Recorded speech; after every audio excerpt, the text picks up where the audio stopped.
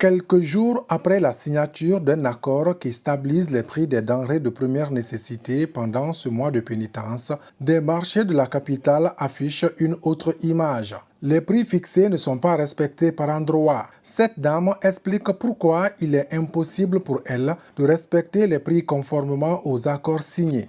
Certains parmi nous ne peuvent pas respecter l'accord là. Si c'est toi qui dois te déplacer pour aller acheter au prix que l'État a fixé, tu es obligé de payer ceux qui embarquent et débarquent tes bagages. Tu dois payer le transport pour rallier ta boutique qui est en haute banlieue. Les denrées de première nécessité ne sont pas les seuls produits à connaître des hausses de prix. Le gombo, légume presque indispensable dans la préparation de plusieurs recettes locales, connaît une inflation.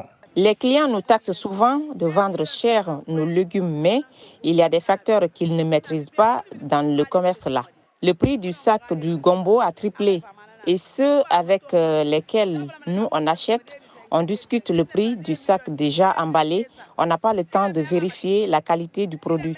On revend aussi en fonction de ce qui est bon pour au moins nous permettre de récupérer le prix d'achat. Le gouvernement doit prendre des décisions fortes.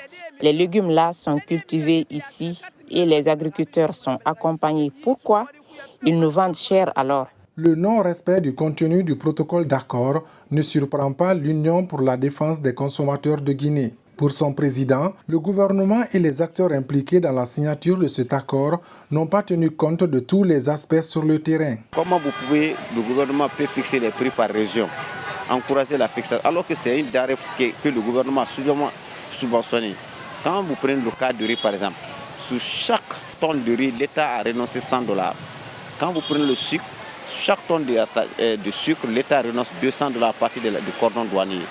Mais aujourd'hui, tous les efforts que l'État fait là ne se retrouvent pas dans l'assiette du consommateur.